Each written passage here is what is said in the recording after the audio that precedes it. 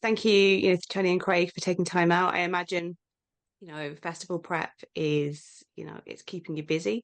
Obviously, we're here to talk about Protein, which is screening at the 25th anniversary of Fright Fest. So it's a big, a big banner year for the festival. How are you guys, feeling about, getting to finally share this film with the world? Um, I think I speak for both of us. I think we're really excited. I mean, it's not Craig's first rodeo. He's been involved in feature films before as a producer and an actor, but it is my first rodeo as a director of a feature film, writer director. Um, so yeah, I'm really excited. I've got this far in life without I've been burnt before, so I try not to get too overexcited. I'm not running around clapping my hands because film is a slow burn. And so much more things don't happen than do happen. So I've learned over the years to kind of just take it in my stride. But I think this is a massive step forward for us as a team. It's a massive um, a kind of shop window, if you like, or a massive window for the film. Yeah, I think excited, immensely proud, and really looking forward to it.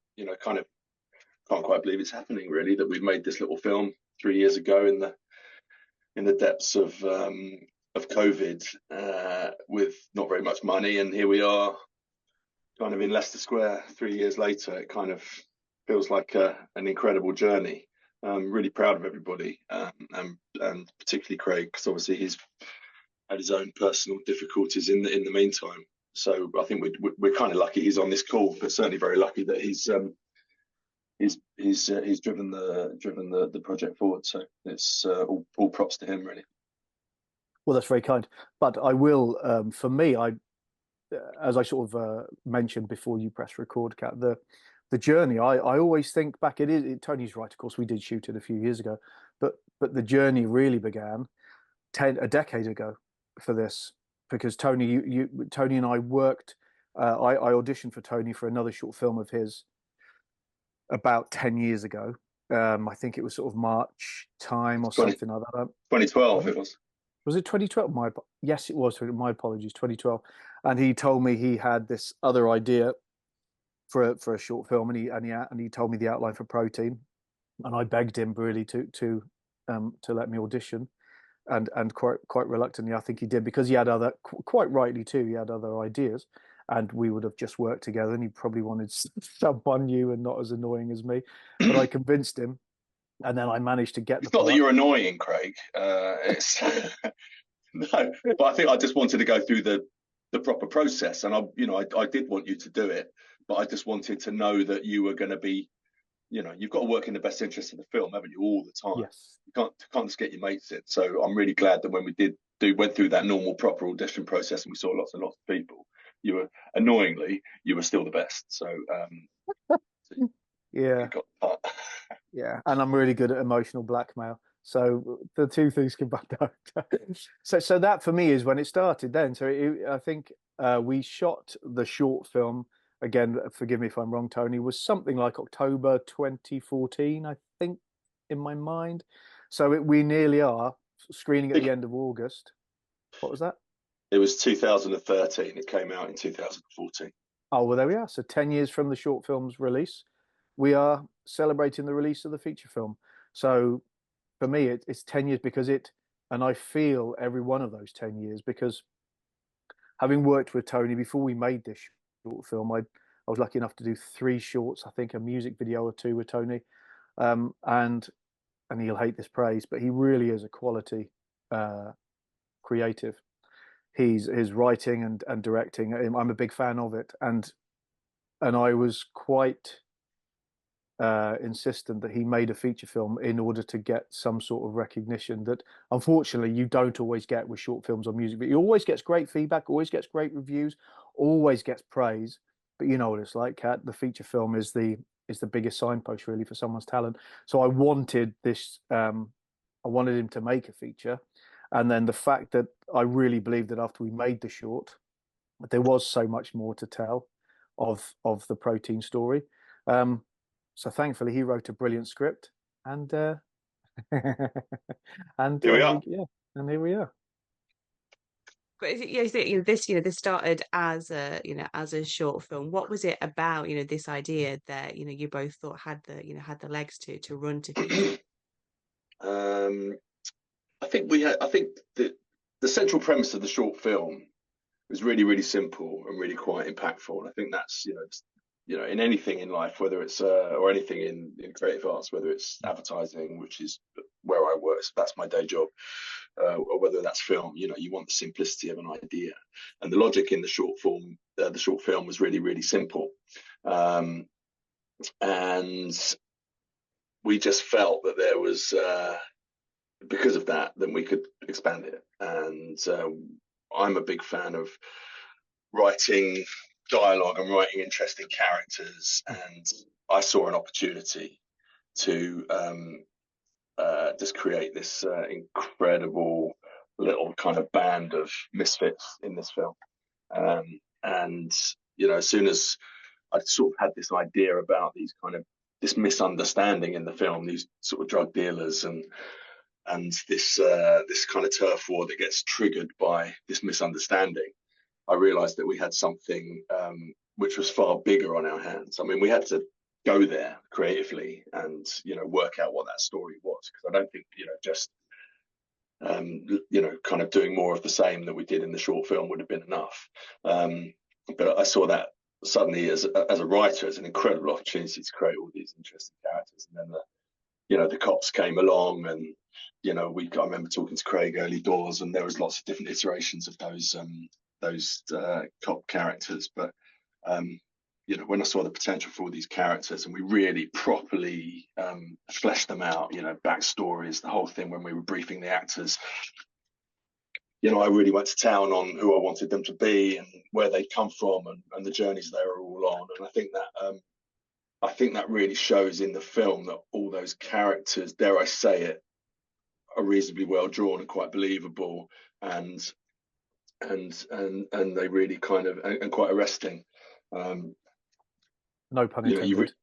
No pun intended. That was my goal, and that's always been my goal in everything that I've done. Really, I'm an emotional person. I'm an emotional storyteller. I believe that the best way to engage people is not with bells and whistles, but it's just with good writing and good characters. And I think, regardless of the fact, if you haven't got much money, if you've got a good script and you've got good characters and you've got a good story, then your audience will kind of forgive you all the the cherry on top stuff, which obviously Hollywood has and much bigger budgets have. And I think, and what I'm really, really pleased about with this is that by having those essential, simple foundations, a good script, good characters, great performances, great actors, I think anything that we didn't have in the film is kind of forgiven, because we got the important things right, in my opinion. But I mean, once again, I sort of defer to Craig, really, because he's been my kind of, come on, we can do this. And there's been times when my head went down, especially when COVID hit and we postponed the film, and I thought, twice. And I'm used to things not happening. I mean, it's all part and parcel. It's part of the job, and my job in advertising. It's part of my job in film. Used to things not quite happening occasionally, and I thought the chance had gone. But I have to kind of say that Craig was the one that was driving it forward and giving me belief when I thought it was gonna kind of fail or fall at that hurdle. So as I said earlier, props to him. He's got a lot of energy. He's a good man, and he puts people first. He doesn't just put his, he's an actor and he's a good leading man. A lot of actors and good leading men are very egotistical, and they only think of themselves and how it's going to benefit themselves.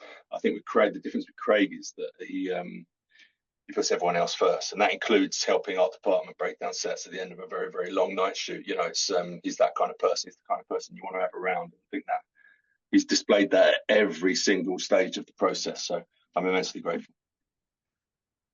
Well, there we go. I'm going to somehow turn that into my ringtone. That's very kind, thanks. But it's teamwork, isn't it, Kat? You know this. It's this industry is teamwork. Hello. This industry is teamwork, and we are nothing without the person next to us. And I've always believed, and I don't know if this is because maybe I was just raised right, or maybe because I've been the actor who's turned up to have one word in a film. As a teenager, I did supporting artist work. So I don't know if maybe this stems from that, but in my opinion, there is no one on a set more important than anyone else. No one. Of course, Totally agree. we wouldn't be there if Tony hadn't written this brilliant script to attract the cast and crew that we had. But the catering team wouldn't be there if the people before the man put the gazebo up. The people who put the gazebo up wouldn't be there if this locations guy hadn't opened the gate in the morning. And without those foundations, there's nothing.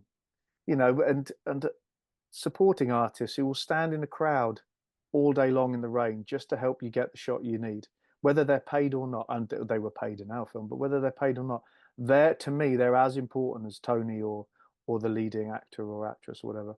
And I think if you think like that, the whole process becomes a happier one for me personally. We've all worked or come across people with egos, and they may be lovely people, the loveliest, sweetest people, but an ego will often, in my experience, get in the way of what's real and what's right. And thankfully, on this film, we were all on the same page. I think really, we had Well, actors yeah. who. No, go Sorry, on. I was just going to say, I was just going to mention Jamie Kenner. He's a great actor, done loads of stuff, and we had him come in, and he's just there. He's a friend of Tony's, and Tony said, "Do you want to do my film?" He said, "Yeah, of course I'll do it." And he's woefully underused, but that was the only part he could do in the film, and he's obviously amazing in it. But here's a guy who does massive stuff, and it's not just we had all our actors have been in so much bigger than our film, and yet they turned up for us, and we're all just wonderful. So. Well, yeah, I mean, and I think that's once again, they wanted to do the project. They weren't just there for a payday. No, they weren't. They wanted to Yeah, do it because they liked it, and that's really important. But I think, yeah, managing a film set, you're directing action on camera, obviously, but you're also managing a team full of people, and it's my job, our job, to make everyone feel like they are absolutely essential to what's going on. Especially, we're going to have to put in some late nights. We're going to have to go a little bit above and beyond. We're all tired, we're cold, we're wet.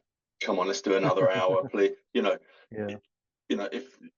If everyone has to feel like they're part of that, and we'll all pull together as a team. I think the danger is when ego gets in the way in those moments, the people that you haven't treated properly up to that point, when it's peeing down with rain and it's -1 and it's 4 o'clock in the morning, they'll go, "Yeah, I don't really fancy putting this shift in for you, mate, because yeah. you've been disrespectful to me earlier on in the Mm. process." So, I think it just it benefits the project if everyone just gets along and everyone is supported and everyone's made to feel special. And also, don't forget, I turn up on the set of this feature film. I've never made a feature film before, Yeah, yeah, that right? must not be swept under the carpet. So, I so, remember so what? reading. Sorry, Tony, play. I interrupted No, you. Karen. no, that's fine. I'm aware. I'm inherently aware that everyone on this film set is probably more experienced at making feature films than I am. So I know, putting that ego to one side, I know that I can learn off everybody, and I'm not just saying that, because I'm in uncharted territory. So, you have to be humble and you have to be willing to learn. And creativity, film, books, advertising. Every day's a school day. You don't ever get to a point where you know enough. That's just never ever going to happen, because Mm. every day is a different challenge and every project is a different challenge. Anyway, sorry. Yeah, it is. Um, but hopefully, again, you were able to feel comfortable in your role because going back to what you just said, the cast and crew around you and the production team we had making the movie with us gave you the time and the space to tell your story. And what I was going to say was I remember reading an interview with, oh, you'll have to remind me, Kat, but either of you of his name, directed Football Factory. He set up, I think he was one of the founders of Vertigo Films. Goodbye Charlie Bright was his first movie. Tony, Not you Nick Google Love. that. Nick Nick Love, Love. thank you. Yeah, I remember reading an interview with Nick Love, and he said how on his first day on set, on his first feature film, which I think was Goodbye Charlie Bright, He was walking around saying good morning to everyone. Hello, yeah, looking forward to it. He went into his little trailer bit, burst into tears, and cried for ages because he was so scared. And that is, whilst Tony didn't do that, it does highlight the fear and the pressure that you don't know I didn't do that. Sorry, well, I just know you didn't have a trailer. That's all. Yeah, I know. That's what I do know. I know we you definitely had didn't have I a know you trailer. had a. I know you had a car somewhere and a room in an old travel lodge in Llanelli. I do know that. Yeah. No crying. I But must admit, no crying was done. no. Yeah. Well done, And, because you were the only one who didn't. Joking.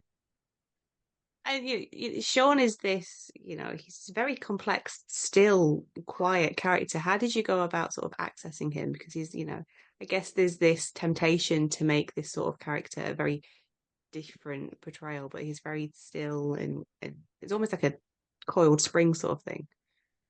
Hmm. A few things really that helped, because I know a lot of the actors who Tony cast. I knew the script inside out. They were written in such a way that I knew how, and I'd seen most of these actors. I'd seen all these actors work before in various um, theatre and film, TV roles. I had a good idea that how they would all play it, as they should have done, as they did, big and loud and brash and noisy, and spot on, in my opinion. So I knew that I didn't have to do that because they were doing all of that.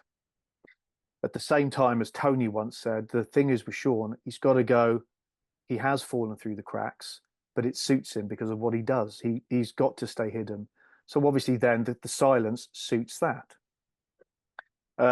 We talked a lot initially, especially with the short film, about the PTSD angle. I'd done a bit of research back then. So when we went in to do the feature film, we've since become great friends. Met a guy whose name is Guy, who unfortunately does still suffer with PTSD, though it is a lot better for him. But he told me some things, and there's one story he told me in particular about how his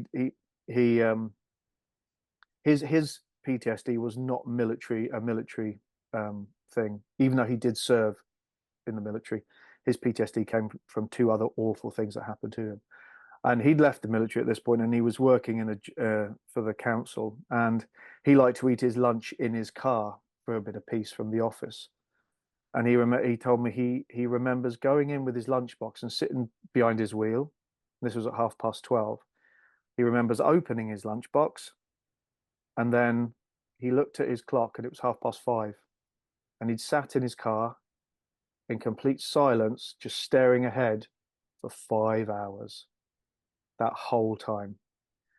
And I thought, well, that's it. It's silence. It's if you're silent, no one knows what's going on. He doesn't even know what he did in those 5 hours. So that was it, really.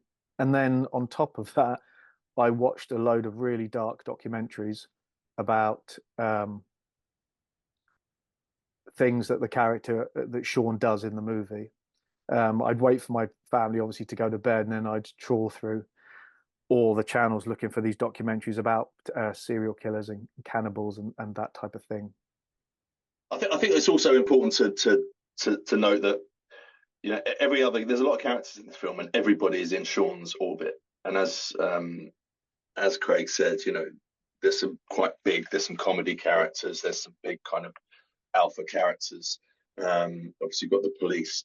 There's no need for, Sean's, they're kind of feeding off him and he's kind of feeding off them, but there's no need for him to go large. Even some of the dialogue that we have got, you kind of, when we were doing it, it was almost like, is he saying too much? Is he giving too much of himself? It's almost like we need to keep this really minimal. We can't have him completely mute, because obviously he wouldn't be able to communicate with everybody. And there is the relationship that he has with Kezia Burrows in the film, Katrina, and he has to kind of maintain some kind of social grace to actually engage in a normal conversation. But even that, sometimes I was thinking, is this too much? Yeah. maybe we need to kind of bring him back a little bit. But I Yeah. think we got the balance right in the end. I think we did. And another thing with Sean is that for me, he was the through line for the audience. So it was key that I had to get the audience on side straight away and keep them on side until the credits. Because if anyone suddenly got fed up with either me doing too much or being too horrible or even doing not enough, they were going to lose interest in me, and so therefore would have no investment in what they were watching and would slip away. So all I just wanted to do was just take the audience and through this story to meet all these really interesting characters that Tony created, all of whom are played brilliantly by our cast. And I thought, so if I can just sort of open the door, the audience will trust me, come with me, so that when I do these awful things in the film, they'll be fine with that. Yeah, I And mean that's the incredible job, isn't it? It's like, I gave Craig the task of embodying a a sort of bloodthirsty cannibal. And I also said, oh yeah, but you've also got to get the audience to completely get behind you and root for you all the whole yeah, way. They've got to want you to succeed. And it's like, I don't think anyone really fully understands how difficult that task is, because there's nothing that he's doing really, apart from the fact that he's eating some pretty dickish people, pretty nasty yeah, people. he does kill a woman with a hammer, Tony. He does, but then that's the crisis point in the film, and then that's how the third act starts to unravel. But up until that point, the only sympathetic thing he does is the fact that he's kind of he's killing and eating sort of nasty folk, but he's still sitting there in his disused cafe, kind of feasting on their meat, and as the audience, And we're sort of going, hallucinating. that's fine, yeah, go on, Yeah, next. but again, Tony, and again, without wishing to embarrass you at all, that's the beauty of your writing, really, because you created the character, and I just did what it said in the script. Yes, I did some research to back up what I was doing, but the research was only for me to understand why I was doing that. There'd be no Sean if he hadn't written it. There'd be none of that if he hadn't written it. So I just did what he told me to do. So in my opinion, that is it. That's all it is, really, isn't it? There is no Sean. No, he didn't. If it's not in this, if it doesn't say in the script what he did yesterday, then there was nothing yesterday. It's that. True. That's how I look at it. So you don't need to overcomplicate it. I don't think he wrote something great, and that's why everyone in it is great. And obviously, at the moment, Fright Festers, tickets are on sale, but Fright Fest pass holders are going to be making the selections. Why do you both hope that they take a chance on protein? I personally think they take a chance on protein because it will offer them something ever so slightly different. I think there's a spectrum of film in Fright Fest, and I think the horror genre is broad, and I think it's something that can be explored. And I think what we've done is created a horror film with a difference. I think it's when it comes to the characters, the emotional development of the characters, the emotional arc and the character arcs of those characters.